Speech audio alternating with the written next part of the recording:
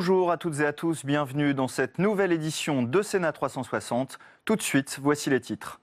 Séance de questions au gouvernement à suivre en direct et en intégralité sur notre antenne dans 15 minutes. Édouard Philippe et ses ministres répondront aux sénateurs. Au menu du jour, l'école et les fermetures de classe, l'avenir de la SNCF ou encore le prix du gazole et son impact sur le pouvoir d'achat. La polémique autour des propos de Laurent Wauquiez ne retombe pas. Le patron des Républicains doit s'exprimer ce soir, mais en attendant, les élus ne se bousculent pas pour défendre le chef du parti. À 4 jours de l'ouverture du Salon de l'agriculture, c'est une étude qui inquiète. Une majorité de fruits et légumes contiennent des résidus de pesticides et parfois en quantité supérieure aux limites européennes, selon une étude de l'association Génération Future. Et tout au long de cette édition, vous pouvez réagir à nos débats sur Twitter avec le hashtag Sénat 360. Pour nous accompagner cet après-midi, Saveria Rojek en tribune de l'hémicycle et Tam Tranui en salle des conférences. Le multiplex, c'est tout de suite.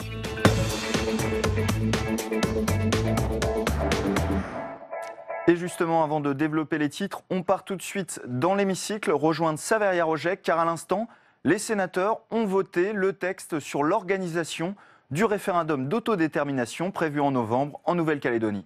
Absolument, Jérôme, 344 voix pour, 2 voix contre, une quasi-unanimité donc pour le projet de loi organique, pour ce texte qui vise en fait à favoriser l'inscription sur les listes électorales en Nouvelle-Calédonie. Il vise également à faciliter les opérations de vote lors du prochain référendum. Le projet de loi va donc permettre concrètement l'inscription d'office sur la liste électorale générale des natifs du territoire qui sont encore non inscrits. Cela concerne a priori 11 000 personnes pour un corps électoral évalué autour de 150 000 électeurs. Et puis autre mesure phare, créer des bureaux de vote délocalisés pourrait bien permettre à tous les électeurs de voter à Nouméa sans avoir à recourir au vote par procuration. Alors la semaine dernière, lors de la discussion générale, il y a eu des moments forts, des moments solennels, en particulier quand Philippe Bas, le président de la commission des lois du Sénat, mais également rapporteur de ce projet de loi organique, a souligné le sentiment de responsabilité pour la paix et la concorde civile,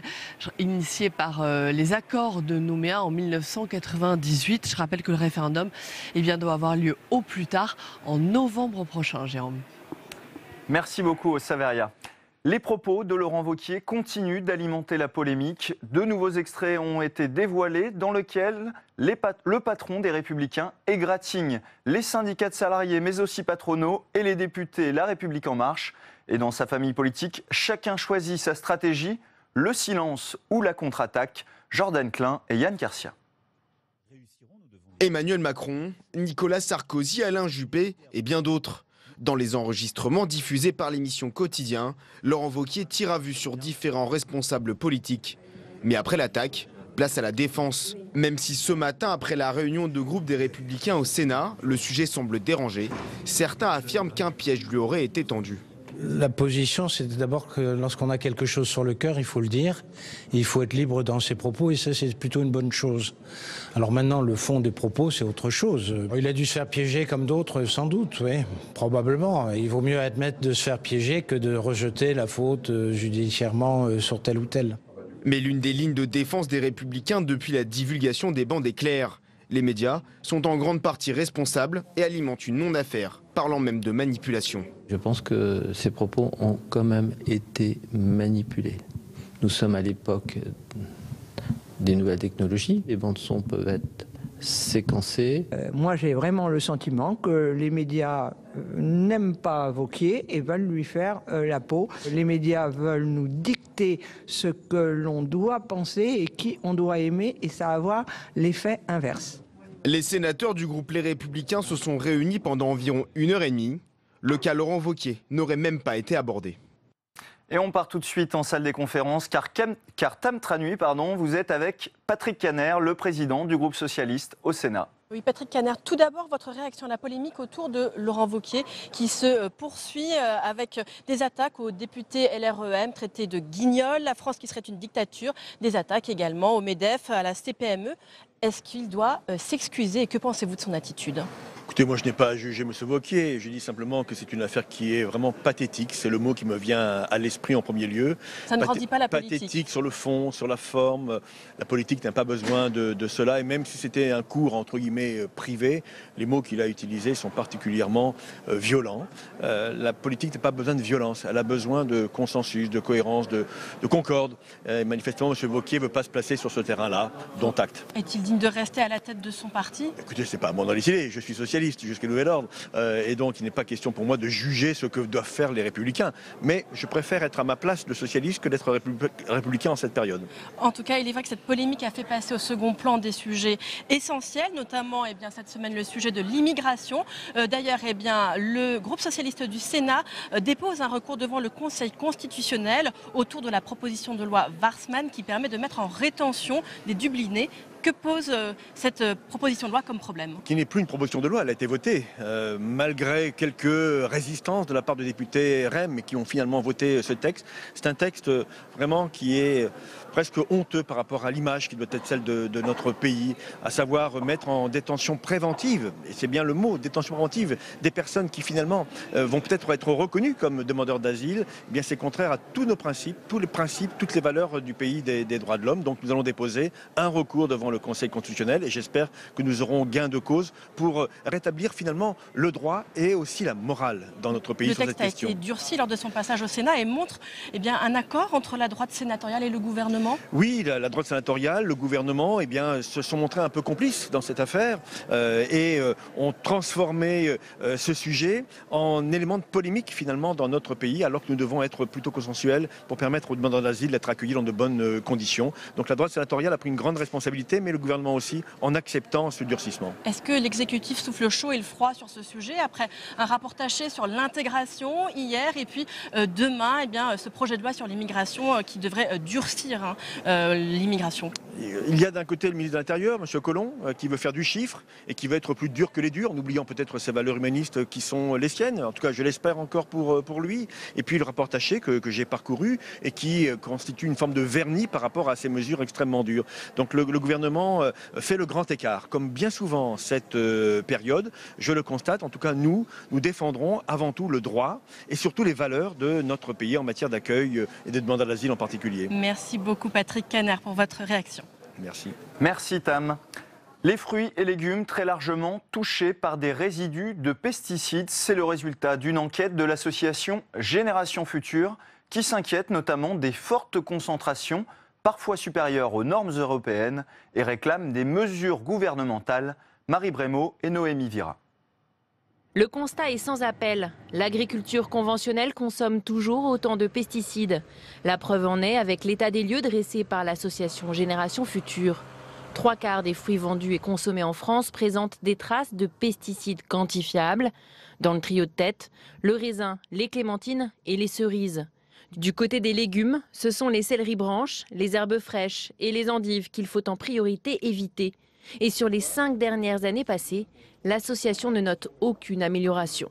Les chiffres, pour l'instant, ils ne mentent pas, ils donnent l'état de la réalité, ne signent pas une diminution des résidus de pesticides dans les fruits et légumes.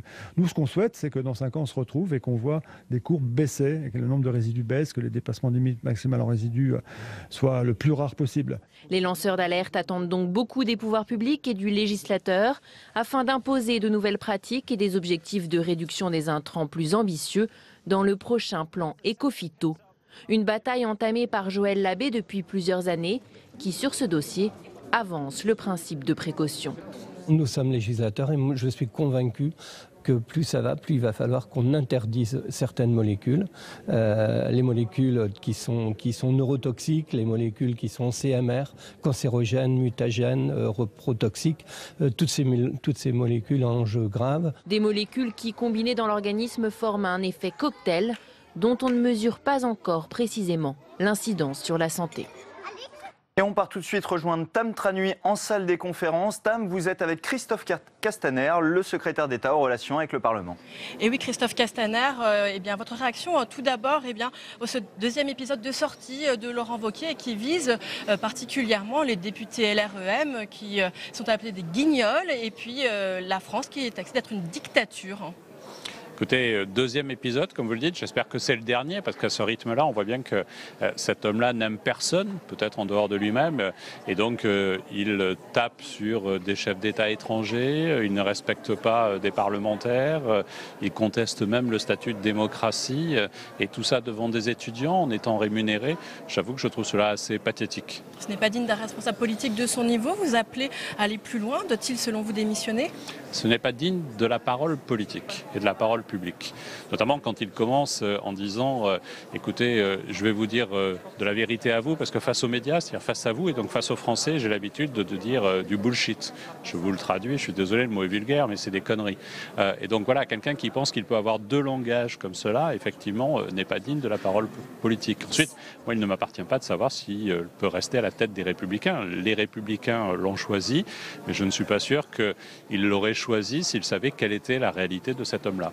En tout cas, ça discrédite d'emblée la réponse que l'on attend ce soir sur le plateau de BFM. Non mais là après il va tenter de se justifier, mais qui devra-t-on croire? Celui qui dit aux étudiants qu'il va leur parler vrai, ou celui qui sera ce soir devant une journaliste qu'on connaît tous, Ruth Krief, et à qui il a indiqué qu'il avait l'habitude de dire du bullshit? Donc au fond, est-ce que ce soir sera bullshit? Il faudra qu'il nous réponde, mais il y a évidemment un doute dès lors qu'il a fait du mensonge un système. Alors il y a un sujet pas du tout bullshit cette semaine, c'est tout de même celui de l'immigration. Hier, il y a donc eu ce rapport d'Aurélien Taché sur l'intégration. Et puis demain, on attend plutôt le texte très attendu, le projet de loi sur l'immigration de Gérard Collomb. Est-ce que l'exécutif souffle le chaud et le froid sur ce sujet?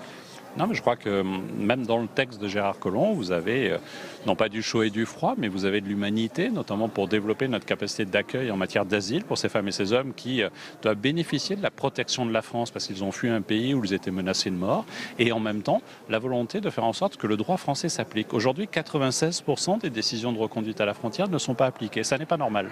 Et donc il nous faut nous donner les moyens d'avoir d'un côté un discours d'humanité qui intègre les questions d'intégration. Il nous faut être meilleurs sur ces sujets, et en même temps un discours de vérité. La France aujourd'hui n'est pas en mesure d'offrir les bons moyens d'intégration, un logement, un travail, des soins à des centaines de milliers de personnes qui pourraient aspirer venir en France dans le cadre de migration économique plus classique. Donc une vraie différence entre le statut de réfugié et le statut de migrant. Que pensez-vous du recours que va déposer le groupe socialiste devant le Conseil constitutionnel autour de la loi Warsmann qui permet de mettre en rétention les Dublinés, un texte qui a été durci lors de son passage au Sénat?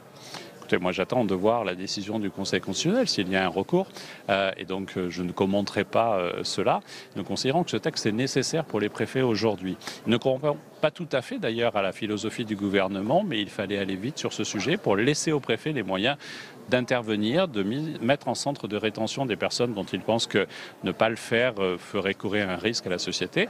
Et donc je pense que c'était un texte utile dans l'urgence. Nous l'avons annoncé, il sera adapté lors du vote de la loi Asile et Immigration. En attendant, je laisse le soin au juge constitutionnel d'apprécier. Merci beaucoup Christophe Castaner d'avoir répondu à mes questions. Et tout de suite, je me tourne vers Sophie Primas, présidente LR de la Commission des Affaires économiques. Vous étiez également à la tête de la mission d'information sur les pesticides qui a été menée par le Sénat il y a quelques années. Et votre réaction à cette étude présentée par l'ONG Génération Future qui montre que près de 3/4 des fruits et 41% des légumes non bio portent des traces de pesticides quantifiables. Oui, alors permettez-moi de dire qu'on est dans le pré-salon de l'agriculture et donc fort opportunément, comme d'habitude, Génération Future sort une étude pour attiser la peur et attiser l'ensemble des convictions qui sont les siennes, et elle a le droit d'avoir ces convictions qui sont les siennes et de les défendre. Je suis toujours un peu fâchée par la méthode parce que je trouve que quand on veut faire changer les agriculteurs de modèle, on s'y prend pas comme ça. C'est des techniques qui sont des techniques de provocation et je trouve que c'est un petit peu cuistre de faire cela. Vous pensez qu'il n'y a pas réellement du nouveau dans l'étude de Génération Future? Non, il n'y a pas de nouveau dans l'étude de Génération Future. On a déjà eu des chiffres publiés de cette sorte-là. Je dirais juste, parce que je sais qu'on est pressé, qu'il y a dans cette étude, d'après ce que j'ai vu très rapidement, que 3 ou 4% des fruits et des légumes qui portent des seuils supérieurs aux seuils autorisés en pesticides. Et je crois que ce sont sur des papayes et des mangues, donc des produits exotiques qui sont importés de produits étrangers. Et on sait très bien que les normes de production ne sont pas les mêmes dans les produits extracommunautaires et dans les produits intracommunautaires. Donc attention à l'information, attention à ne pas dire n'importe quoi. Très rapidement, faut-il augmenter les moyens de la DGCCRF comme le réclame la génération future? Moi, ce que j'aimerais, c'est que les produits qui rentrent sur notre territoire aient les mêmes normes de production que les produits agroalimentaires français. Et ensuite, on aura déjà fait un grand saut sur le côté sanitaire. Merci beaucoup Sophie Primas d'avoir répondu à mes questions. Merci Tam, et on retrouve tout de suite Saveria Rojek dans les tribunes pour le programme très rapidement de ces questions d'actualité au gouvernement. Absolument, très rapidement, car la cloche vient de sonner, hein, Jérôme. Plusieurs thèmes d'actualité. L'avenir de la SNCF et le rapport Spinetta, le rapport Taché du nom du député Aurélien Taché sur les migrations européennes. Et puis bien sûr, l'avenir agricole de notre pays à quelques jours maintenant du Salon de l'agriculture. Voilà. Au Saveria, et on part tout de suite dans l'hémicycle suivre ces questions d'actualité au gouvernement. On se retrouve juste après. Mais c'est presque inutile de le rappeler, à la courtoisie. La parole est à notre collègue Pascal Alizard pour le groupe Les Républicains. Monsieur Alizard.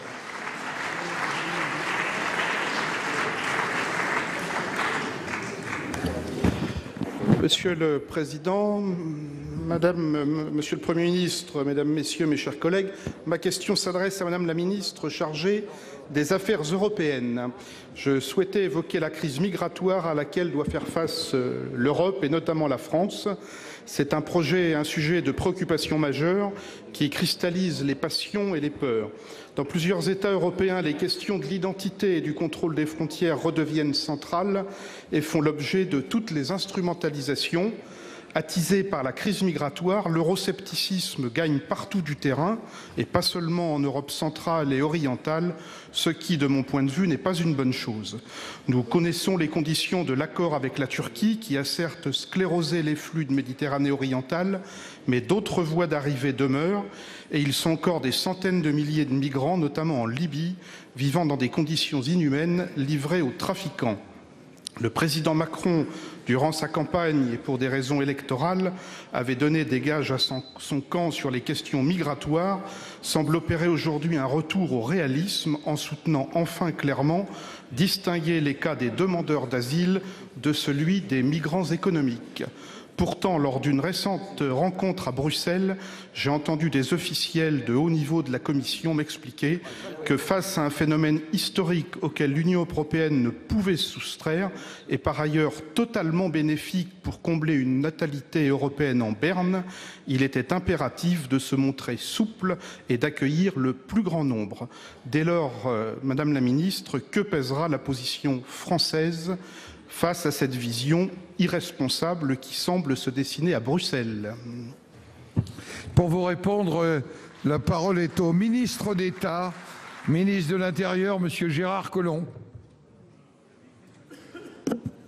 Monsieur le Président, Mesdames et Messieurs les sénateurs, Monsieur le sénateur Alizard, la question que vous posez est évidemment une question qui porte sur un sujet grave.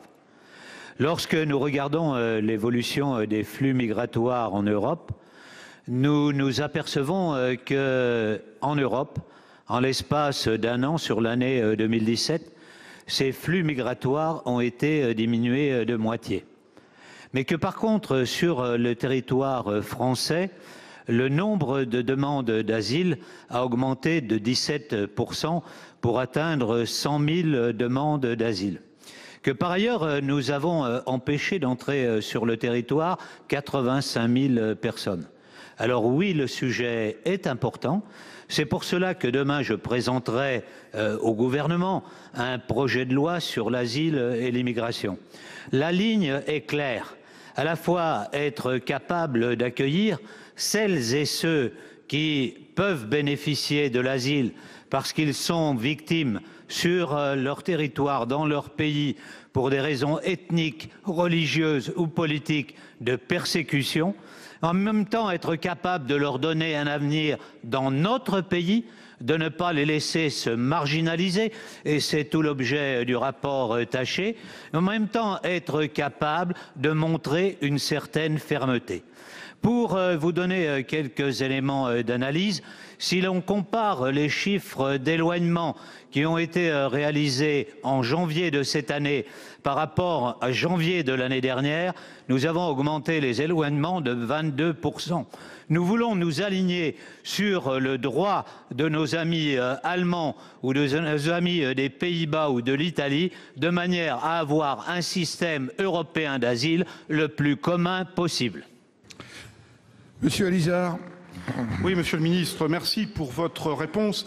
Néanmoins, lors de mon récent déplacement à Molenbeek, censé illustrer le modèle approuvé par les autorités européennes, j'ai plutôt vu le communautarisme, la pauvreté, c'est-à-dire en fait tous les ingrédients de la désintégration sociale. Entre inefficacité et angélisme, il me semble que l'Union européenne met en place elle-même les conditions d'une défiance à son égard que je crains difficile à arrêter, et c'est regrettable. Merci. La parole est à notre collègue Jean-Marie Janssen pour le groupe de l'Union centriste pour 2 minutes. Monsieur le Président, Madame la Ministre du Travail, mes chers collègues, lors de sa campagne présidentielle, Emmanuel Macron s'est engagé à réformer l'assurance chômage, promettant la mise en place d'une indemnisation universelle pour les démissionnaires et les indépendants.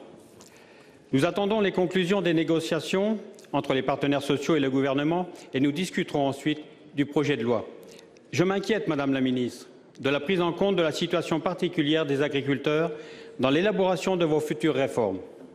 Chaque semaine, plus de 200 exploitations disparaissent en France. Que deviennent les agriculteurs contraints d'abandonner leur activité?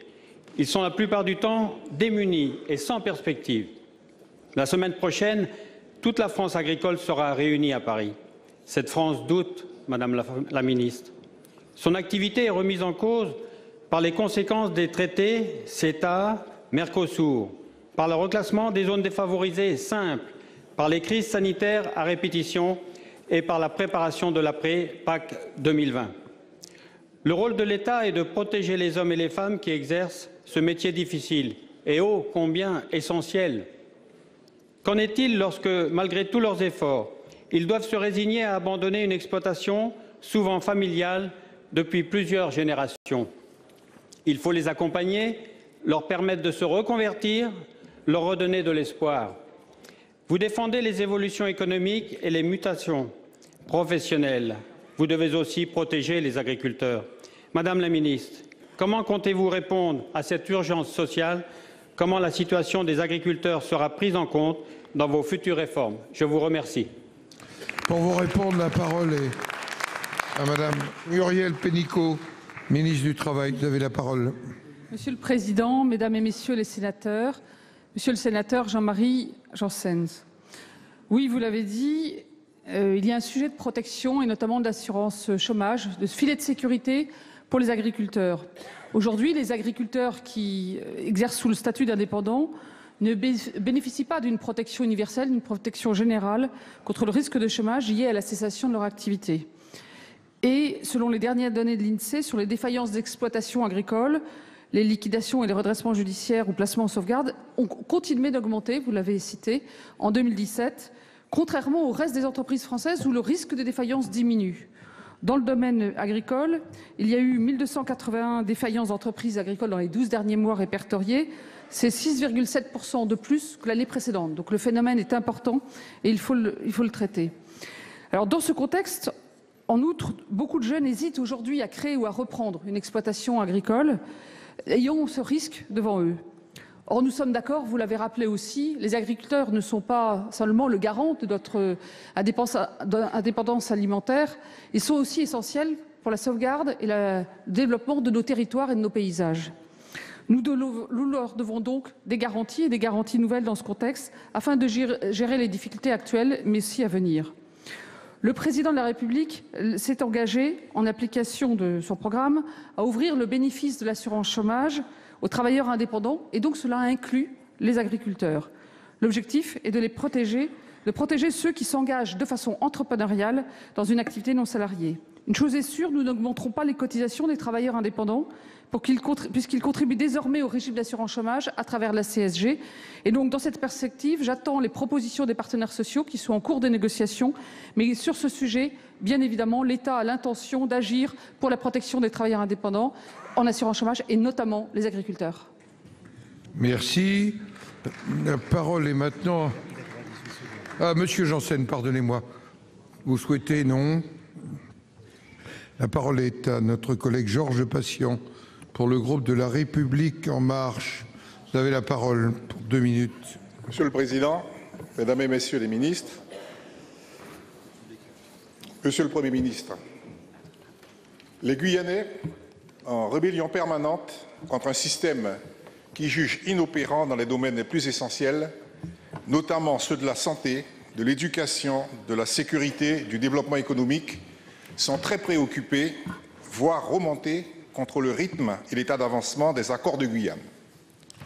Obtenus après 2 mois de mobilisation d'une grande ampleur, une véritable révolution, ils attendaient de la concrétisation de ces accords signés par votre prédécesseur et confirmés par le président Macron, des avancées notables, rapides dans certains domaines les plus vitaux, tels la santé et la sécurité, puisque faisant partie d'un plan d'urgence. Certes, Monsieur le Premier ministre, des mesures ont été prises dans le cadre de ces accords. 2 comités de suivi se sont même tenus, dont le dernier en septembre 2017, 1 mois avant la venue du président de la République en Guyane. Mais depuis, certains critiques de l'action gouvernementale disent que les accords marquent le pas, tout semblant être suspendu aux assises des Outre-mer, dont le calendrier de réalisation serait à plus longue échéance que celle qu'escomptaient les Guyanais. Cela d'autant plus que dans le même temps se tiennent les États généraux de Guyane. Tout ceci crée une réelle confusion qui vient s'ajouter au sentiment d'exaspération, au ras-le-bol, au fameux « nous gonquessa », comme on l'exprime si bien dans notre langue guyanaise. Alors, manifestations, débrayages, grèves, violences urbaines et scolaires ont repris de plus belle et renvoient actuellement à la situation qui a précédé les événements de l'an dernier et font craindre le pire. Aussi, Monsieur le Premier ministre, pouvez-vous apporter aux Guyanais des assurances sur le respect par votre gouvernement des accords de Guyane, et ce dans leur totalité, c'est-à-dire des garanties sur la prise en compte à la fois du plan d'urgence, du plan complémentaire et du projet institutionnel ou statutaire pour lequel ils opteront? Je vous remercie. Pour vous répondre, la parole est à Monsieur le Premier ministre. Vous avez la parole. Monsieur le Président, Mesdames et Messieurs les sénateurs, Monsieur le sénateur Patient. Le Président de la République, vous l'avez dit, lors de son déplacement en Guyane fin octobre dernier, a fixé les orientations du gouvernement pour la Guyane et plus globalement pour les Outre-mer. Cette, je le cite, page nouvelle de la relation entre la République et les Outre-mer est celle de la responsabilité partagée. Monsieur le sénateur, au fond, vous me demandez où l'État en est dans l'exercice de sa responsabilité à l'égard de la Guyane. Vous les avez rappelés, je les connais, les Guyanais ont de fortes attentes à l'égard de l'État dans ses responsabilités les plus fondamentales, la santé, la sécurité, l'éducation. Je sais aussi les aspirations de la population de Guyane à un modèle de développement plus équilibré. Tout d'abord, je voudrais dire, Monsieur le sénateur, que l'État a honoré sa parole pour le plan d'urgence Guyane. Le budget 2017, tel qu'il a été revu par le gouvernement, le budget 2018, tel qu'il a été conçu par le gouvernement, offre les traductions concrètes du respect de la parole de l'État. J'en veux pour preuve la mobilisation exceptionnelle des crédits de l'État pour les constructions scolaires, notamment dans l'ouest guyanais. 250 millions d'euros engagés sur 5 ans pour les lycées et les collèges et 150 millions d'euros sur 10 ans pour les écoles. Et nous allons redonner à la collectivité territoriale de Guyane de la capacité à investir pour l'avenir en recentralisant, conformément aux engagements pris par le Président de la République, les dépenses de RSA pour la Guyane. Dès 2017, dans le cadre du fonds d'urgence prévu par l'État, nous avons apporté 50 millions d'euros supplémentaires pour faire face à la dépense, je dirais, à l'augmentation rapide, massive de la dépense en Guyane. nous allons évidemment poursuivre sur ce chemin. Mais la politique de l'État, monsieur le sénateur, vous l'avez dit, et je pense qu'il est essentiel de l'avoir à l'esprit, ne se résume pas au plan d'urgence du premier trimestre 2017. Le plan d'urgence permet de répondre rapidement à une urgence, c'est le cas de le dire. L'avenir exige une construction sur le long terme. Alors, d'abord un mot sur le pouvoir d'achat. Dans beaucoup de collectivités d'outre-mer, le niveau de la taxe d'habitation est très élevé, c'est le cas en Guyane. Cette année, une grande partie des habitants des communes de Guyane pourront constater la baisse massive de cette taxe compensée aux communes. Notre engagement sur la sécurité est renforcé. La Guyane figure parmi les 20 départements reconnus comme prioritaires dans le cadre de la police de sécurité du quotidien. En matière d'immigration, c'est important. Dans le cadre d'une expérimentation circonscrite à la Guyane, nous allons essayer, expérimenter, à compter de juin prochain, la réduction des délais d'instruction des demandes d'asile. Monsieur le sénateur, vous le constatez, nous avançons, nous agissons. Et il est vrai, je le reprends volontiers, qu'avant de nous engager très en avant et très loin, nous prenons le temps de la réflexion. C'est d'ailleurs une volonté du gouvernement dans le cadre des assises de l'outre-mer, mais c'est aussi une volonté de la collectivité dans le cadre des États généraux. Ce ne sont pas deux exercices indépendants, je crois que ce sont deux exercices qui doivent se compléter à certains égards. Je veux vous dire, monsieur le sénateur, que les outre-mer sont au cœur de nos politiques publiques.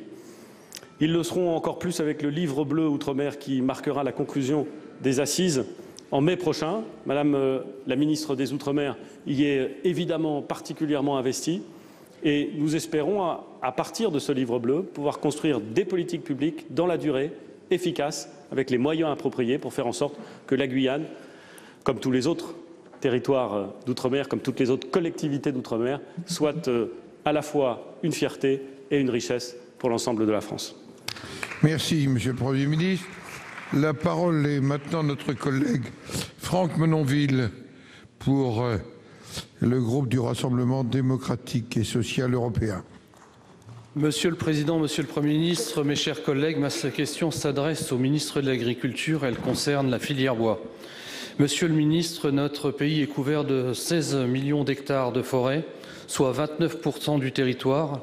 La France est à la tête de la 3e plus grande surface forestière d'Europe.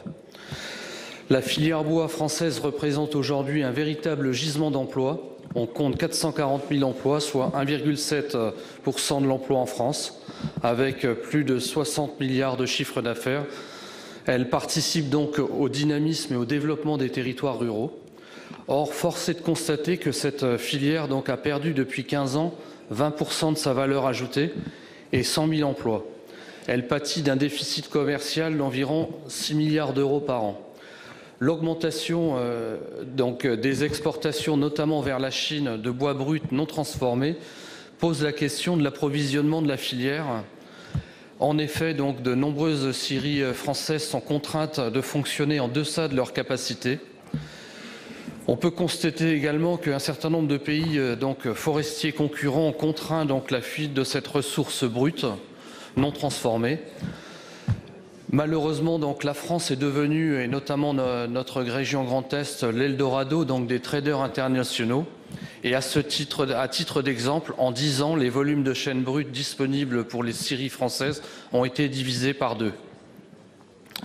Différentes mesures ont déjà été prises pour limiter les exportations. Je pense notamment, et je ne vais pas toutes les citer, mais le label Transformation Union européenne. Tous ces dispositifs, néanmoins, restent insuffisants.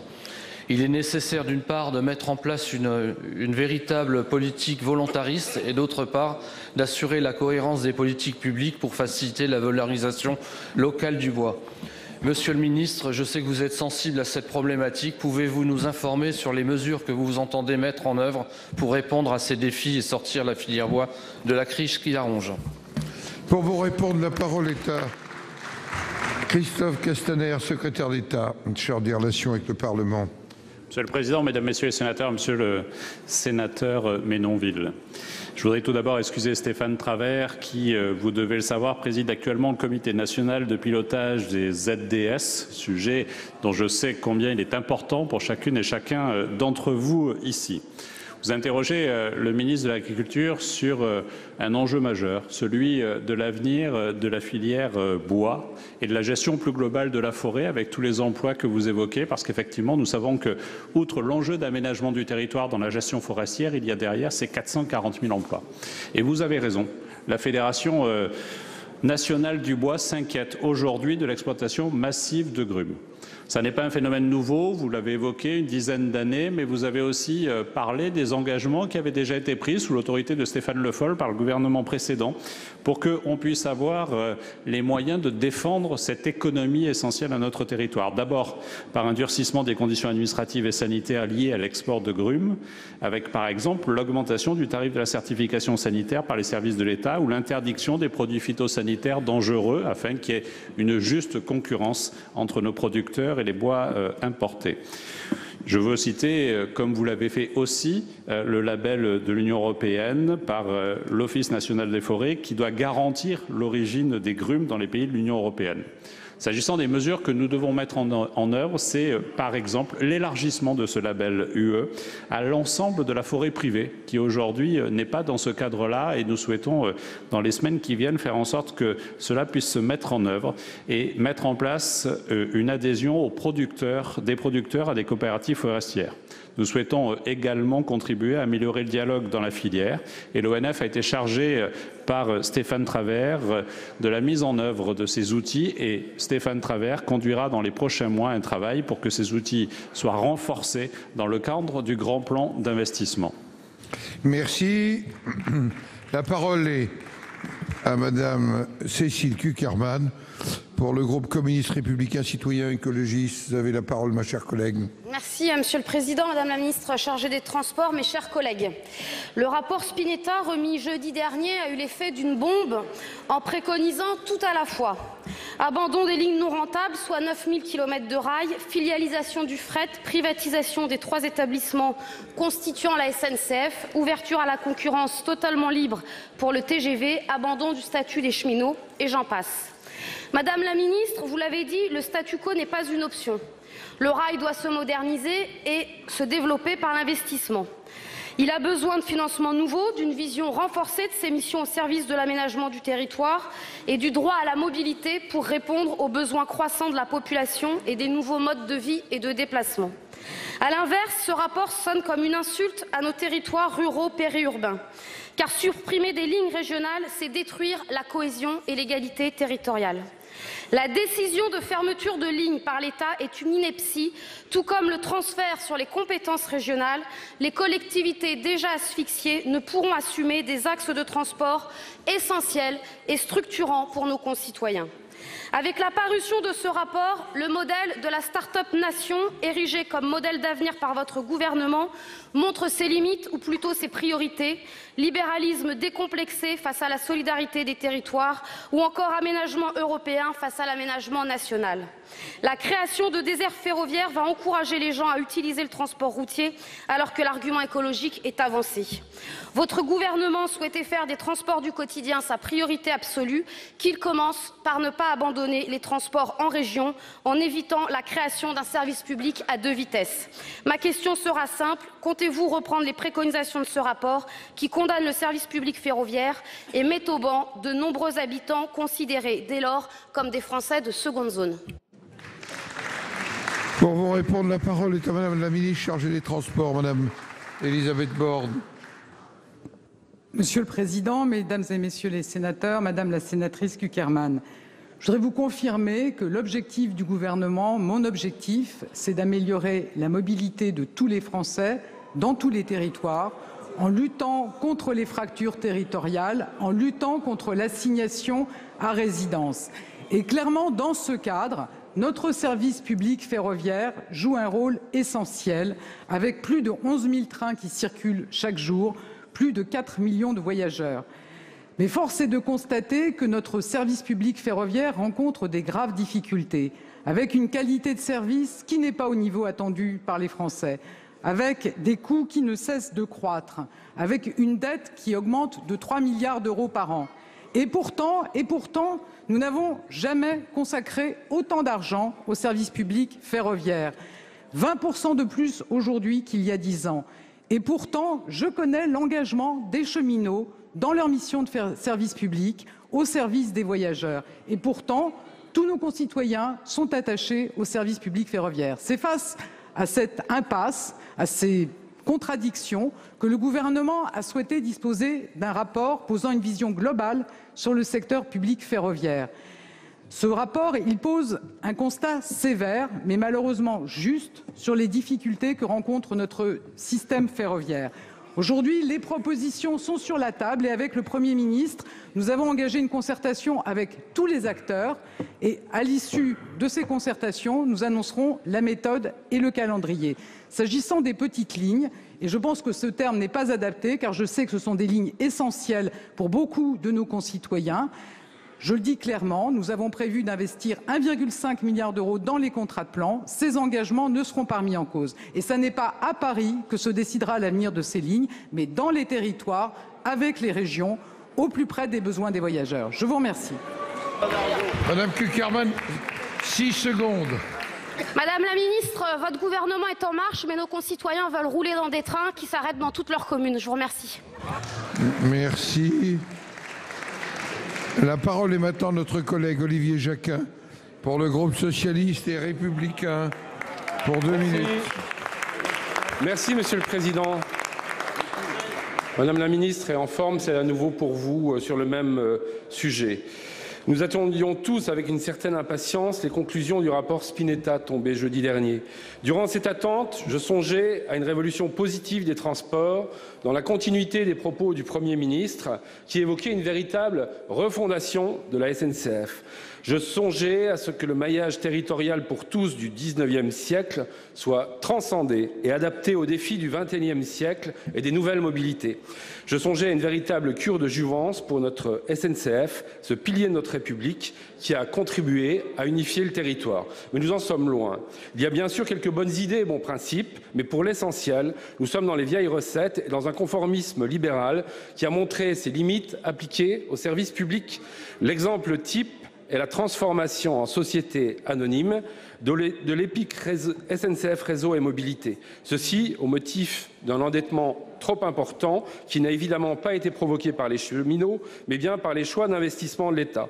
Société anonyme dans laquelle le statut des cheminots ne pourra être amené à évoluer que par la négociation et non par des effets d'annonce. Madame la ministre, suite à ce rapport dans lequel la place de l'usager n'est encore que trop peu prise en compte, je vous pose plusieurs questions au nom du respect de la parole donnée. Souhaitez-vous maintenir cette approche française de la structuration du territoire par les mobilités ? Pouvez-vous confirmer que les haltes TGV existantes ne seront pas supprimées, alors même que certaines ont été cofinancées par les collectivités territoriales, comme dans ma région Grand Est? Enfin, quels moyens seront dégagés pour financer les investissements pour les fameuses lignes à faible trafic prévus dans les contrats de plan État-région? Et quel type de financement peut-on imaginer pour ces lignes afin de leur donner un avenir? Je vous remercie. Madame la ministre chargée des Transports. Monsieur le Président, Mesdames et Messieurs les sénateurs, Monsieur le Sénateur, moi je voudrais vous redire que l'engagement du gouvernement, c'est bien d'améliorer la mobilité pour tous les Français dans tous les territoires.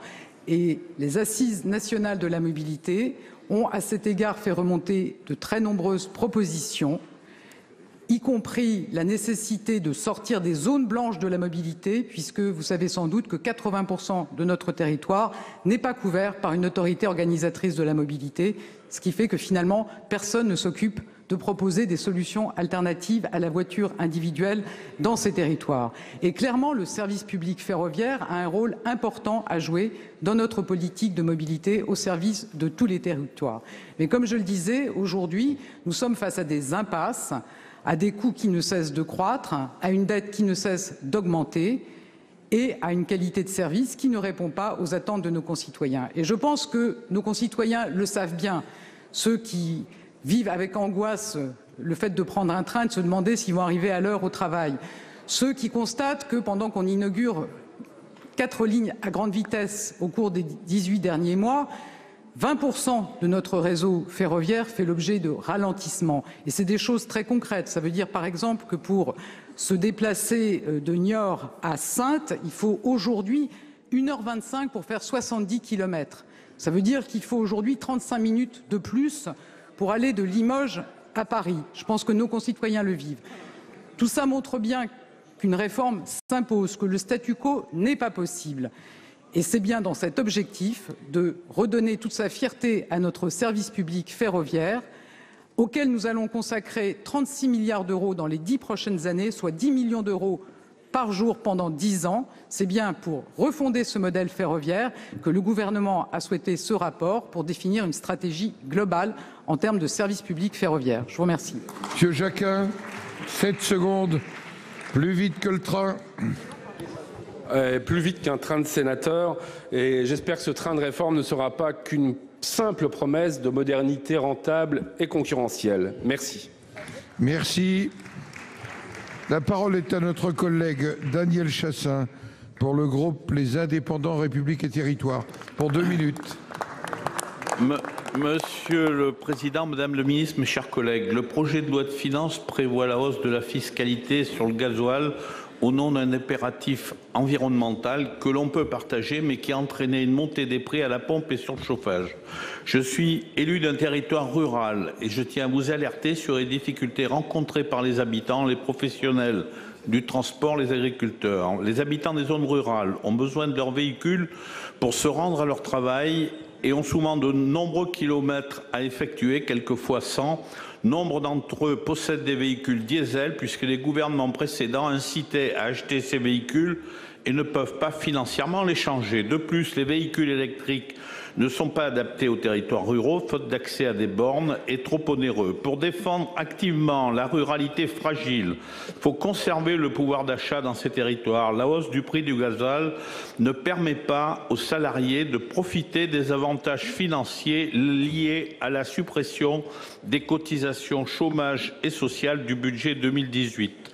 Il en va de même pour les professionnels des transports qui sont fragilisés par une forte hausse de leurs charges et subissent la concurrence des voisins européens, main-d'œuvre et gazole moins cher. À ce sujet, la Cour des comptes propose la simplification du remboursement de la TICPE et le gouvernement aura engagé une réflexion pour un approvisionnement à taux réduit. Madame le ministre, 3 questions. Quelles mesures envisagées pour favoriser le pouvoir d'achat des habitants des territoires ruraux? Quelle évolution pour les transporteurs du remboursement de la TICPE ou le projet de leur approvisionnement à taux réduit? Quelle possibilité d'harmonisation européenne des prix du gasoil? Pour vous répondre, Madame la ministre des Transports. Monsieur le Président, Mesdames et Messieurs les sénateurs, Monsieur le sénateur Chassaing, vous avez raison, les transports sont trop souvent vécus comme une injustice entre citoyens et entre territoires.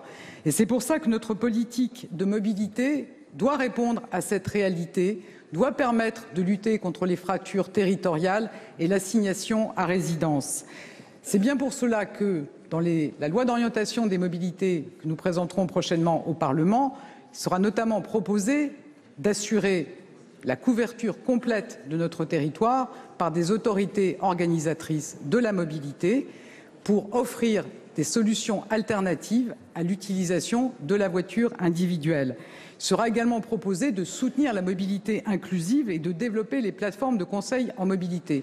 C'est aussi dans ce sens, pour lutter contre les fractures territoriales, que les travaux du Conseil d'orientation des infrastructures proposent notamment un plan de désenclavement du territoire pour sortir des promesses reportées de contrat de plan en contrat de plan de mise à niveau de notre réseau routier.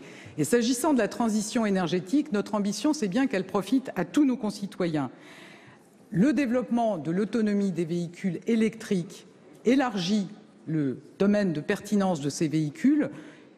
Il y a aujourd'hui 22 000 bornes de recharge ouvertes au public qui ont été déployées dans tout le territoire et nous accompagnons le remplacement des véhicules diesel par des véhicules plus économes et des véhicules propres. C'est notamment le sens de la prime de 8 500 € pour l'achat d'un véhicule électrique, mais aussi, et c'était une novation de cette année, l'aide de 1 000 à 2 000 € pour acheter des véhicules critères 1 ou 2.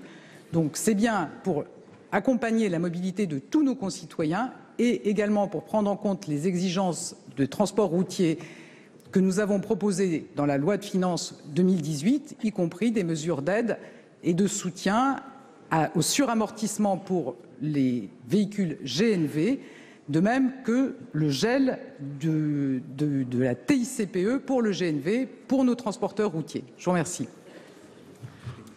Monsieur Chassaing.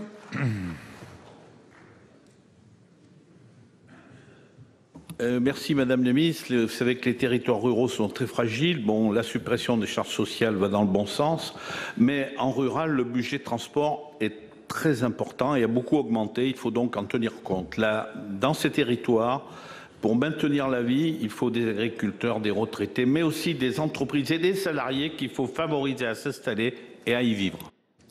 Merci. La parole est maintenant à notre collègue Daniel Laurent pour le groupe Les Républicains. Monsieur le Président, Mesdames, Messieurs les ministres, chers collègues, ma question porte sur la réforme de la fiscalité agricole. Je souhaite vous interroger sur 3 sujets importants qui concernent l'avenir de la viticulture, pilier de notre patrimoine culturel. Tout d'abord, la transmission des exploitations. La viticulture est frappée par la hausse du prix du foncier et l'arrivée d'investisseurs extérieurs. La profession propose qu'un repreneur soit exonéré de droits de mutation sur l'outil d'exploitation dans l'objectif de préserver un tissu d'entreprise familiale dans nos vignobles. Deuxième point, la création d'une réserve de gestion des risques.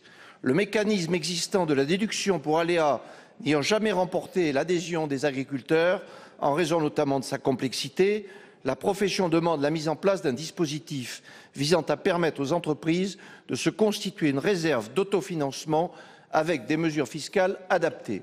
Enfin, l'engagement des exploitations viticoles dans la certification environnementale. Les vignerons sont de plus en plus nombreux à intégrer dans leurs pratiques une meilleure prise en compte de l'environnement.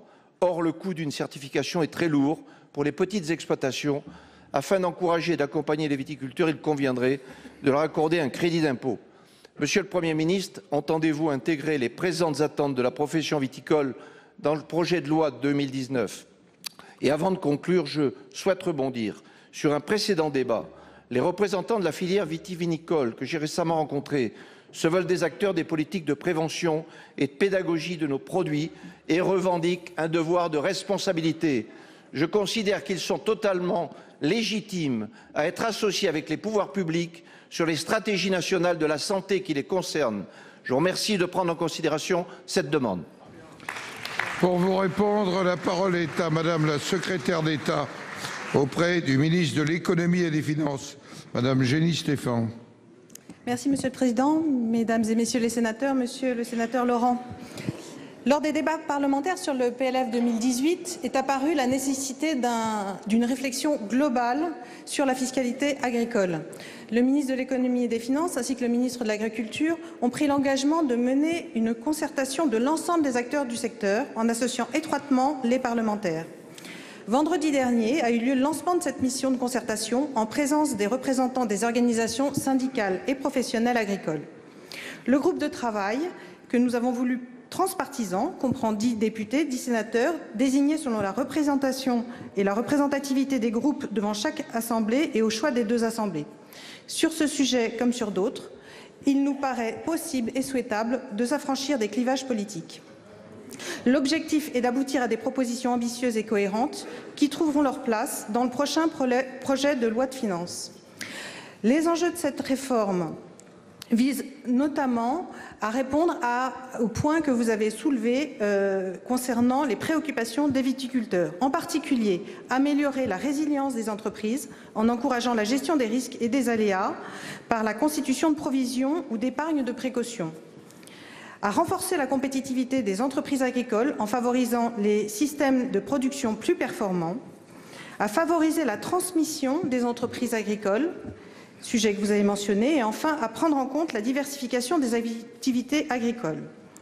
J'ajoute que le travail qui sera mené complète d'autres chantiers en cours qui répondent aussi à certaines de vos préoccupations, notamment la loi Pacte et les États généraux de l'alimentation. Ce chantier devra respecter le cadre européen et notre trajectoire budgétaire. Je vous remercie.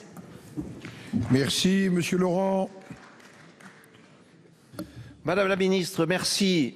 le seul message que j'ai à vous dire, les agriculteurs ont besoin de stabilité et de visibilité pour leur avenir. La semaine prochaine, Monsieur le Premier ministre, c'est le Salon de l'agriculture. Donnez-leur un signe fort en montrant que vous êtes à leur écoute. Merci. La parole est à notre collègue Maryse Carrère pour le groupe du Rassemblement démocratique et social européen. Vous avez la parole. Merci Monsieur le Président. Ma question s'adresse à Monsieur le ministre de l'Économie et des Finances. Monsieur le ministre, le site de Vallourec-Tarbes est dans une situation critique. En décembre dernier, le groupe Vallourec, dont le principal actionnaire n'est autre que l'État, annonçait la vente des sites à une entreprise américaine. Vous le savez, 2 sites ne sont pas concernés par cette reprise. Cosne-sur-Loire, sur lequel ma collègue sénatrice de la Nièvre, Nadia Sollogoub, vous a déjà interpellé. Et enfin, le site de Tarbes, où Viviane Artigalas, que j'associe ici à ma démarche et moi-même, sommes mobilisés. Les délais imposés par Vallourec pour une reprise des sites concernés fixent la date butoir au 28 février. Sans candidat sérieux déclaré, l'entreprise fermera, laissant plus de 50 salariés sans emploi sur le site de Tarbes. Les Hautes-Pyrénées ont payé le prix fort de la désindustrialisation. 7000 emplois industriels ont été sacrifiés en 30 ans au profit de la métropole toulousaine qui attire à elle toutes les activités. Vallourec est au-delà d'un bouleversement humain et social un symbole, celui de l'abandon d'une stratégie industrielle française. Il est temps que l'État intervienne pour endiguer la désertification industrielle des territoires ruraux où la qualité de vie et le savoir-faire technique sont pourtant au rendez-vous. Le 26 janvier dernier, le délégué interministériel aux restructurations venait à notre rencontre pour nous assurer que des projets de reprise étaient à l'étude. À 8 jours de l'échéance fixée par le groupe Vallourec, nous n'avons toujours aucune assurance d'une reprise. Je vous laisse imaginer la détresse des salariés face à cette situation. Nous pouvons pourtant aujourd'hui compter sur un outil de production adapté, un client, Nexter, dont l'importance pour l'armée française est plus que stratégique, assurant 36% de la production du site. Enfin, un véritable savoir-faire du personnel ouvert à une diversification de l'activité. Aussi, Monsieur le Ministre, l'État consentira-t-il enfin à faire pression sur le groupe Vallourec en sa qualité d'actionnaire pour qu'il ne fasse pas tomber le couperet du 28 février sur la tête des salariés et permette ainsi à un repreneur de bâtir un projet industriel sérieux dans un délai raisonnable? Merci. Pour vous répondre, la parole est à Madame la secrétaire d'État auprès du ministre de l'Économie et des Finances. La parole. Mesdames et Messieurs les sénateurs, Madame la sénatrice Carrère, en effet, nous avons déjà abordé ce sujet de Vallourec et de ses difficultés. La mise en vente des activités drilling a permis la reprise d'une partie des sites, mais pas de ceux de Cosne-sur-Loire et de Tarbes, qui n'ont pas été repris par National Oilwell Varco, le repreneur du reste de l'activité. Comme vous l'avez dit, Monsieur Jean-Pierre Floris, délégué interministériel aux restructurations d'entreprises, s'est déplacé à Tarbes le 26 janvier pour visiter le site et rencontrer les salariés. Il a également reçu le directeur général de la société Vallourec Drilling le 16 février dernier pour faire le point de la recherche de repreneurs. Je peux vous assurer que des moyens importants sont mis en œuvre par la société avec un cabinet spécialisé pour donner d'ici fin février de la visibilité aux salariés quant à l'avenir du site de Tarbes. Des contacts entre la société et des repreneurs potentiels sont en cours. 2 d'entre eux ont visité le site ces derniers jours. Vallourec travaille avec les repreneurs potentiels en vue d'aboutir rapidement au dépôt d'offres de reprise indicatives qui ouvriraient la voie à des discussions approfondies sur ces projets. Et je vous assure que le gouvernement et les services de l'État maintiennent leur pleine vigilance afin de permettre la poursuite d'activités sur ce site. Merci. Merci. La parole est maintenant à notre collègue Madame Christine Bonfanti-Dossat pour le groupe Les Républicains. Vous avez la parole. Monsieur le Président, Monsieur le Premier ministre, Mesdames et Messieurs les ministres, chers collègues, ma question s'adresse à Monsieur le ministre de l'Agriculture et de l'Alimentation. La politique agricole commune est l'un des fondements de la politique européenne. L'idée, portée depuis 1957, est simple. Les pays dotés d'un potentiel agricole important bénéficient de transferts nets de la part des pays européens qui ne peuvent subvenir à leurs besoins alimentaires. Il s'agit d'une mesure de solidarité, d'une mesure juste. Il convenait donc de le rappeler. Au cours de ces dernières décennies, et malgré les coups de boutoir répétés de certains pays non agricoles et des hautes autorités bruxelloises pour en finir avec la PAC, la France a toujours résisté. La défense des agriculteurs en Europe a toujours été une ligne rouge infranchissable. Il semble pourtant que le président de la République et votre gouvernement se préparent, pour la première fois dans l'histoire, à rompre avec cette fermeté et à accepter une baisse du budget de la PAC. Cela ouvrirait une ère nouvelle, celle de l'abandon de nos agriculteurs en Europe. Si cela était vrai, au-delà du principe contestable, le moment de cet abandon serait vraiment bien mal choisi. Alors que nos agriculteurs sont au bord de l'asphyxie, le département du Lot-et-Garonne, dont je suis issue, connaît hélas aussi ce désastre. Baisser le budget de la PAC de 10, 15, 30%, comme le proposent certains, constituerait une véritable trahison des agriculteurs français. Monsieur le ministre, une baisse du budget de la PAC est-elle envisagée? Si oui, le président de la République serait-il alors le premier président français à l'accepter? Très bien. Pour vous répondre, Monsieur Christophe Castaner, en charge des relations avec le Parlement. Monsieur le Président, Mesdames, Messieurs les sénateurs, Madame la sénatrice Christine Bonfanti-Dossat, personne au gouvernement, et je suis convaincu dans cette Assemblée, ne souhaite abandonner la PAC. Le ministre de l'Agriculture l'a d'ailleurs rappelé hier. Hier, lors du Conseil européen, Agri-Pêche à Bruxelles et lors de son entretien avec le commissaire Hogan en marge du Conseil, la PAC est et restera une de nos priorités. La France porte évidemment une vision ambitieuse de cette politique intégrée, dont je vous rappelle que c'est aussi la première politique européenne. Et il nous faut évidemment défendre une PAC ambitieuse, une PAC responsable, qui protège nos agriculteurs et qui libère nos entreprises agricoles pour transformer le système de production. Parce qu'il ne suffit pas seulement d'avoir une approche quantitative, il faut avoir une exigence qualitative sur ce sujet.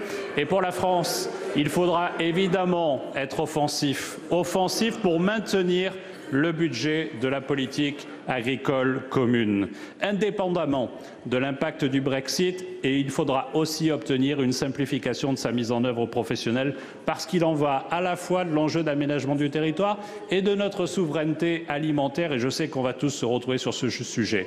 Mais, Mesdames, Messieurs les sénateurs, je l'ai dit, il ne s'agit pas seulement de se contenter de sommes d'argent. Il faut aussi profiter de cette PAC pour qu'elle soit porteuse d'une ambition environnementale renforcée, qui permettra la rémunération des services environnementaux. Vous n'aimez pas? Attendez, vous n'aimez pas l'environnement?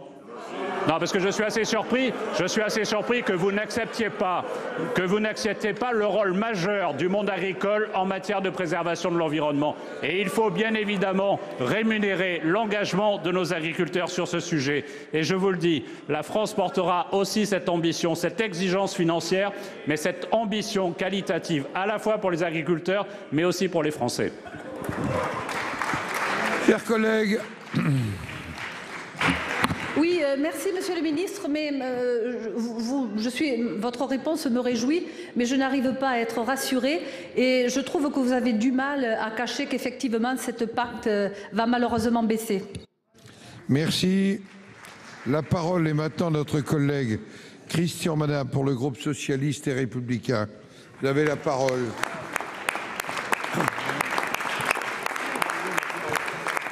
Oui, merci Monsieur le Président. Ma question s'adresse à Monsieur le Ministre de l'Éducation nationale.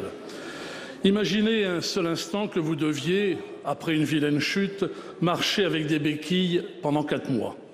Heureusement, on a inventé de nouvelles béquilles plus adaptées qui vous permettront de bien mieux vous déplacer. Mais voilà, pour les financer, on ne pourra vous les donner que pendant le premier mois. Et pour les 3 mois qui restent, mais rien, il faudra rester assis. Vous trouvez ça stupide? Eh bien, vous allez adorer le dédoublement des CP en éducation prioritaire que vous êtes en train d'imposer. Ce dédoublement des cours préparatoires constitue une belle ambition, mais à condition d'y mettre les moyens. Il n'est pas raisonnable de penser que les classes rurales soient une variable d'ajustement pour récupérer des postes. Il n'est pas raisonnable de liquider le dispositif plus de maîtres que de classes sans laisser le temps nécessaire à son évaluation. Il n'est pas non plus raisonnable de puiser dans les effectifs de remplacement.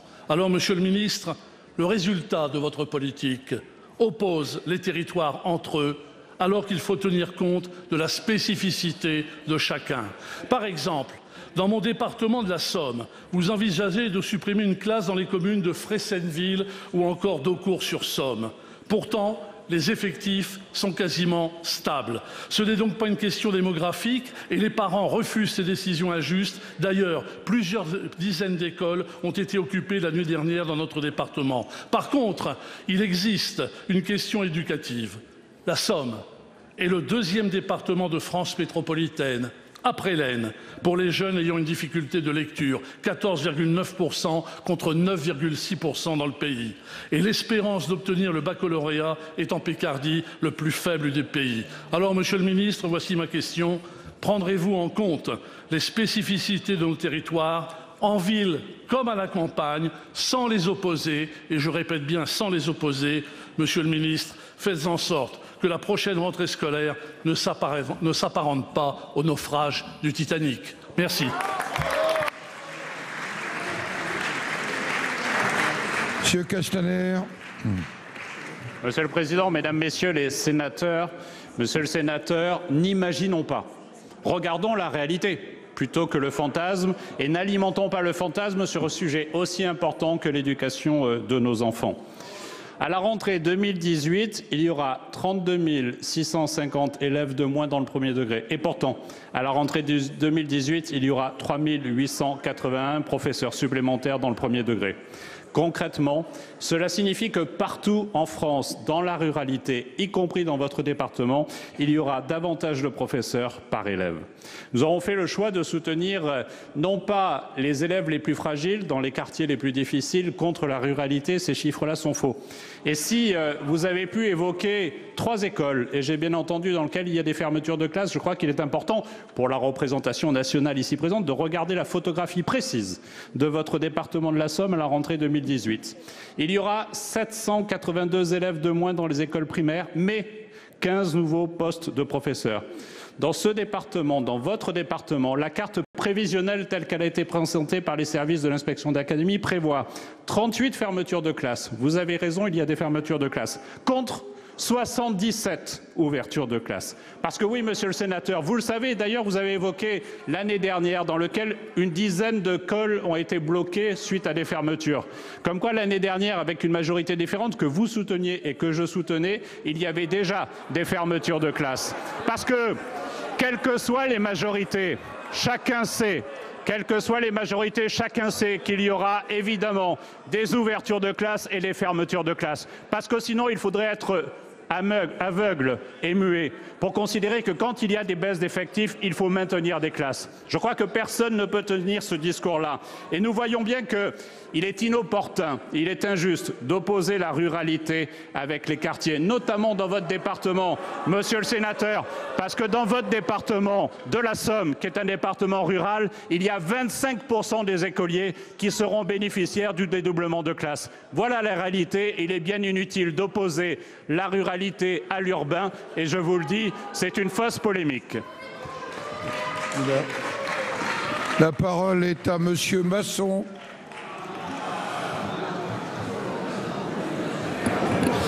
Monsieur le ministre, ma question concerne les fermetures de classes uniques en zone rurale et plus précisément à Avenges en Moselle. Cette commune a une classe unique à tous les cours avec 19 élèves. Au motif d'une légère baisse à la rentrée, l'Éducation nationale vient de programmer sa fermeture. Ainsi, dans la ruralité, on exige 19 élèves pour maintenir une classe unique à tous les cours, alors que dans les quartiers urbains dits sensibles, le gouvernement a fixé le seuil à 12 élèves pour des classes à un seul cours. C'est donc clair, Monsieur le ministre, on déshabille les zones rurales au profit des quartiers à problème. Monsieur le ministre, pourquoi refusez-vous que dans la ruralité, les classes uniques à tous les cours bénéficient du même seuil de 12 élèves que les quartiers dits sensibles où pourtant les classes sont à un seul cours? Monsieur Castaner, je pense que...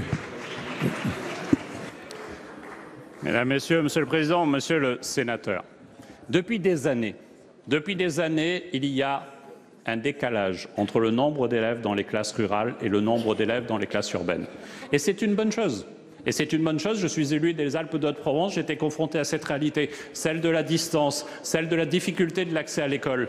Et je pense que depuis des années, jamais un urbain n'aurait prétendu qu'il fallait contester cette réalité qui avantage en nombre d'élèves par classe par rapport aux professeurs le monde rural. Et vous êtes en train de faire la mécanique inverse. Je trouve cela injuste. Injuste parce que ce serait considéré que parce qu'on est dans une école rurale, on aurait par nature des difficultés scolaires et un milieu social défavorisé.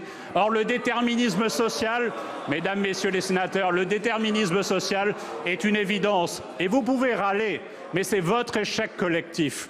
La réalité du déterminisme social, c'est que nous savons tous qu'en fonction de la CSP des parents, en fonction du lieu où on habite, en fonction des conditions d'habitation, il y a une injustice fondamentale. Et quand nous intervenons dans les quartiers les plus difficiles de France et que nous nous adressons justement à celles et ceux qui sont dans la plus grande fragilité en dédoublant les classes à 12 élèves, je me dis que nous faisons acte de justice. Et monsieur le sénateur, considérez que 19 élèves par classe, puisque c'est le seuil que vous évoquez pour votre département, serait menacée la qualité éducative, je pense que c'est injuste pour la qualité des enseignants. Et dans votre département aussi, il est essentiel de pouvoir noter que, alors même que nous avons 1003 élèves de moins dans les écoles primaires pour le département de la Moselle, il y a, monsieur le sénateur, 20 nouveaux postes de professeurs dans les écoles primaires. J'ai le souvenir de 2 quinquennats dont vous étiez dans les soutiens actifs de la majorité, où chaque année, il y avait des baisses significatives en matière d'emploi. Monsieur Masson va vouloir expliquer son soutien actif. Allons-y. Monsieur le ministre, vous dites vraiment n'importe quoi. Me dire que moi, j'ai soutenu le gouvernement. D'abord, je ne soutiens aucun gouvernement, je suis non inscrit. Alors là, vous racontez vraiment n'importe quoi. Maintenant, monsieur le ministre, vous venez de nous dire, devant tout le monde, monsieur le ministre, qu'on peut supprimer une classe de 19 enfants à tous les cours. Et si on supprime une classe de 19 enfants à tous les cours, il n'y a plus d'école dans la commune. Bon, et vous nous trouvez ça tout à fait normal. On prive les élèves de leur école parce que c'est la ruralité profonde pour pouvoir créer des postes dans des quartiers dits à problème où il n'y a qu'un seul cours. Et c'est ça le scandale. C'est ça la différence de traitement. Pourquoi les gens dans la ruralité, vous trouvez que c'est tout normal qu'ils soient 19 à tous les cours et que s'ils tombent à 18, on leur supprime l'école? Non, mais c'est invraisemblable. Et vous êtes content de vous, monsieur le ministre. Eh bien, je vous dis, c'est une honte. Bien.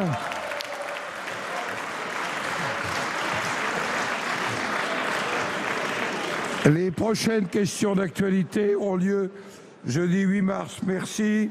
Monsieur le Premier ministre, Mesdames et Messieurs les ministres. Voilà pour cette séance de questions d'actualité que vous avez pu suivre en intégralité sur notre antenne. Et on retrouve tout de suite Saveria Rojek dans l'hémicycle pour évoquer les moments forts de cette séance.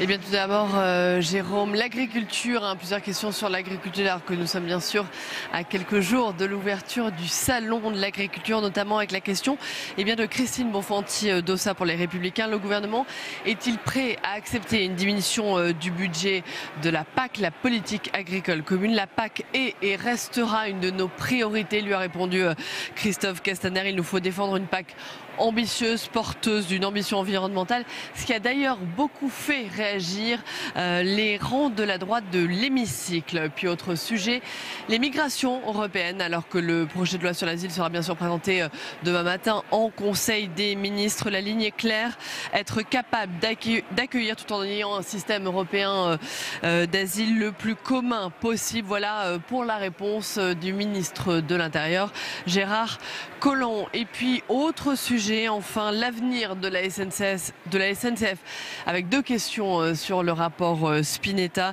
La décision de fermeture de ligne est une ineptie, c'est du libéralisme décomplexé. Comptez-vous reprendre les préconisations de ce rapport, a interpellé la communiste Cécile Cukierman. Notre service public ferroviaire rencontre de vraies difficultés, mais l'engagement du gouvernement reste d'améliorer la mobilité de tous les Français, surtout les territoires, lui a répondu Elisabeth Borne, la ministre des Transports. Voilà Jérôme pour cette séance de questions d'actualité.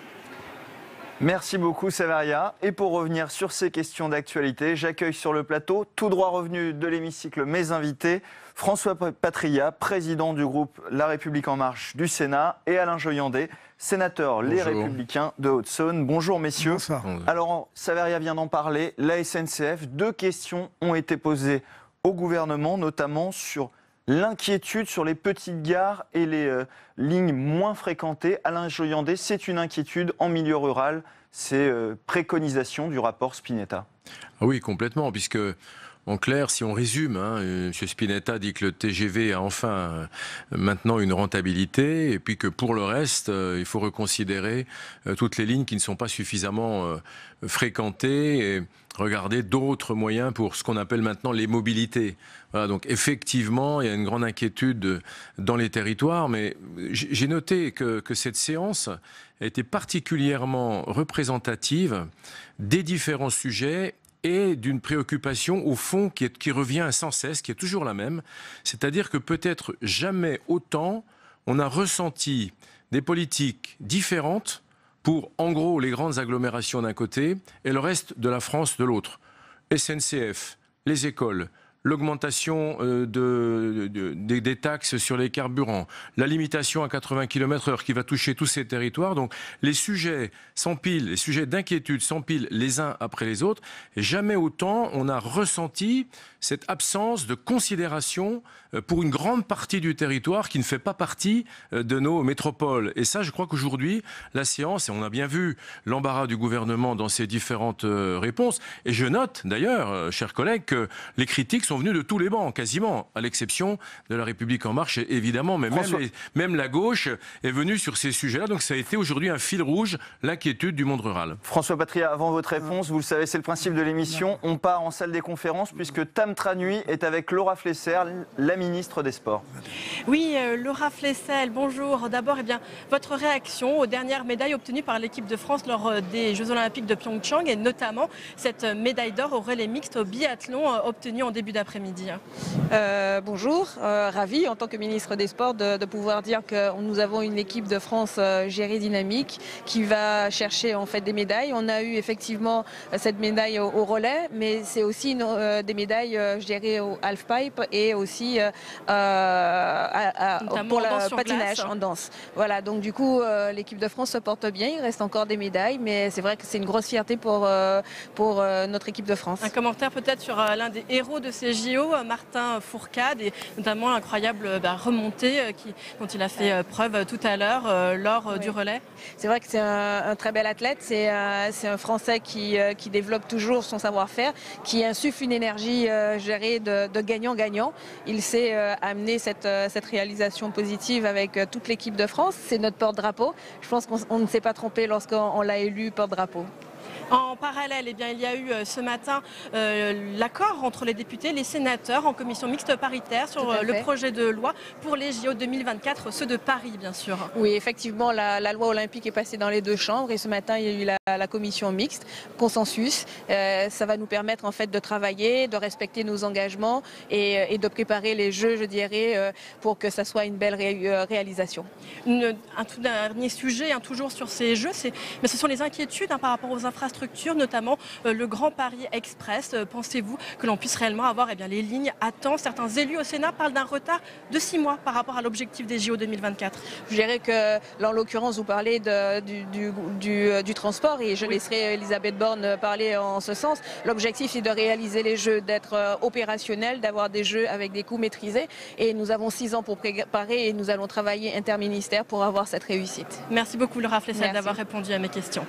Merci Tam, et après cet aparté sur les Jeux Olympiques, on va revenir sur la question du transport. On l'a évoqué sur le Grand Paris Express là, avec la ministre des Sports, mais la question des transports en milieu rural, vous avez entendu les accusations d'Alain Joyandet, finalement on délaisse le rural, François Patriat? J'entends bien, c'est vrai que le groupe La République En Marche est souvent un peu seul contre les 2 anciens grands partis qui dirigeaient dans cette assemblée et qui ne sont encore pas remis aujourd'hui de la défaite électorale qu'elles ont subi au mois de juin dernier et qui cherchent des amalgames pour angoisser les Français, faire des démonstrations qui n'ont pas lieu d'être. Et je prends la mobilité.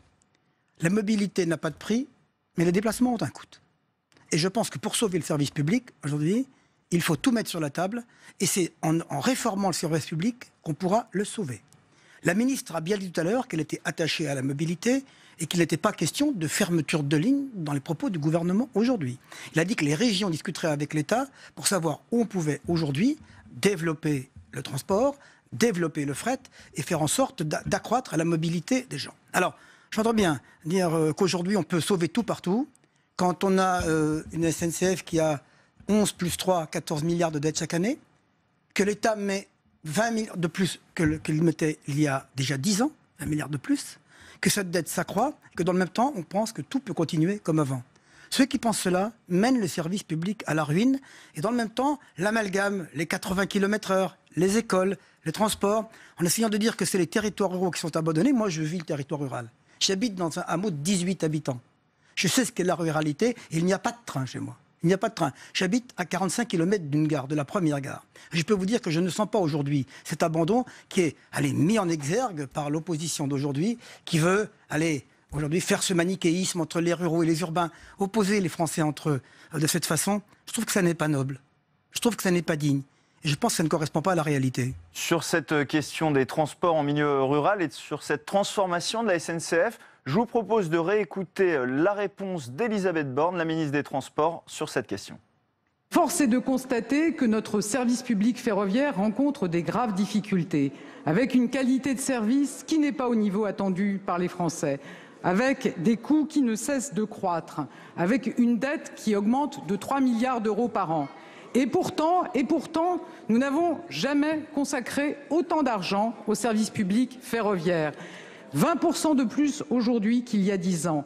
Et pourtant, je connais l'engagement des cheminots dans leur mission de service public, au service des voyageurs. Et pourtant, tous nos concitoyens sont attachés au service public ferroviaire. C'est face à cette impasse, à ces contradictions, que le gouvernement a souhaité disposer d'un rapport posant une vision globale sur le secteur public ferroviaire.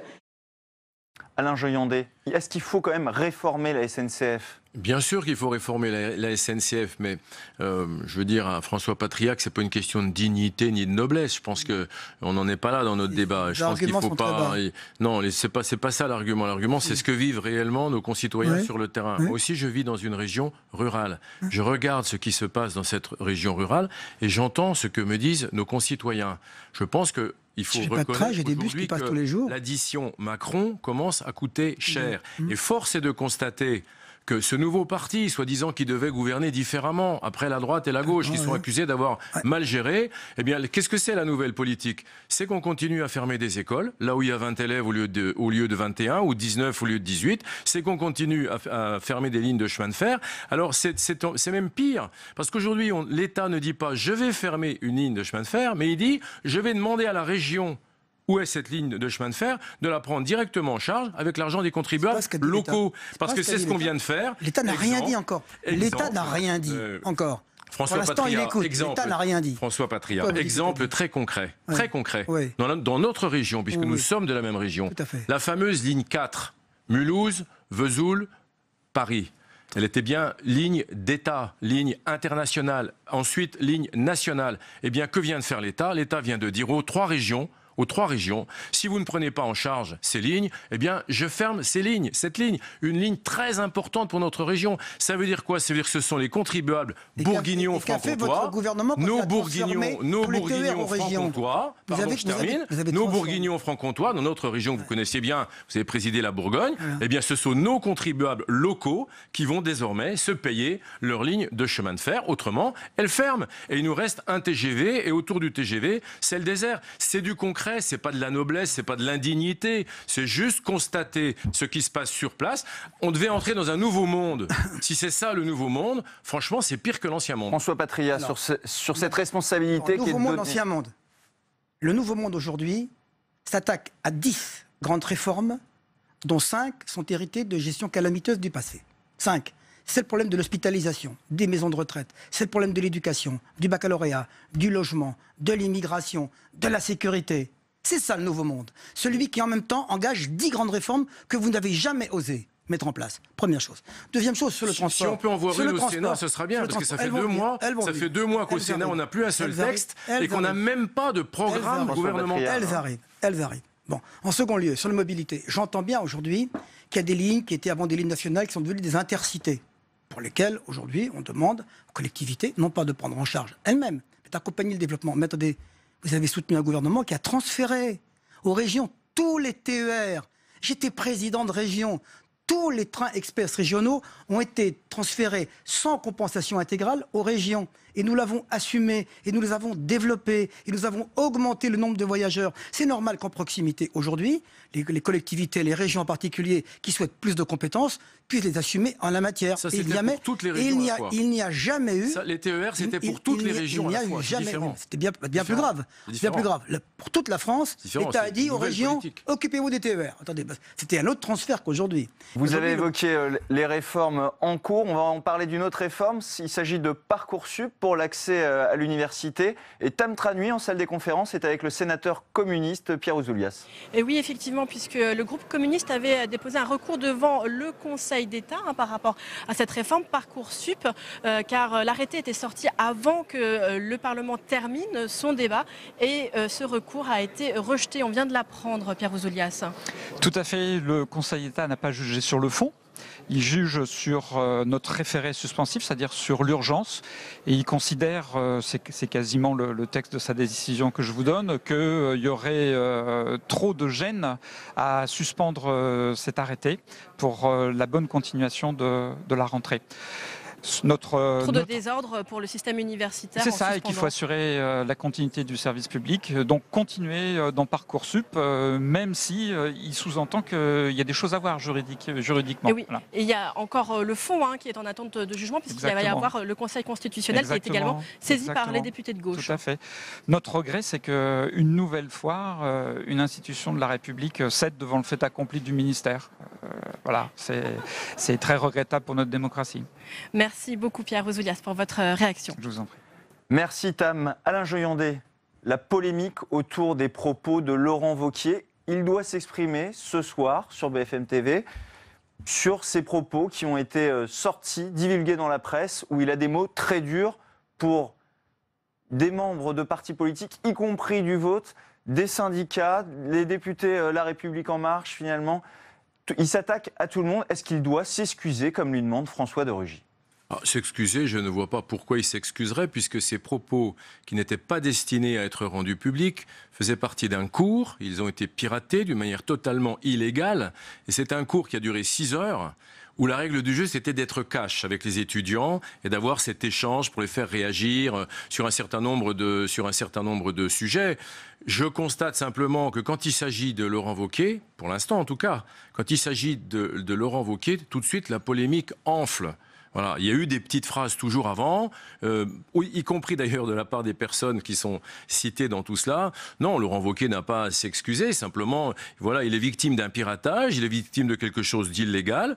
Je ne viens pas sur le fond de ces propos, mais en tout cas, je trouve que l'ampleur de cette vague médiatique suite à une capture de manière totalement illégale de propos qui étaient vraisemblablement destinés à rester entre les étudiants et le professeur me choque un peu. François Patria, j'imagine que vous n'avez pas la même lecture des propos de Laurent Wauquiez. Donc vous avez compris que ce qui est important, c'est pas ce qu'il a dit, mais c'est que ça se sache.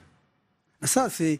Le nouveau monde, selon les Républicains, c'est de pouvoir dire du mal en cachette de ses amis et ses adversaires.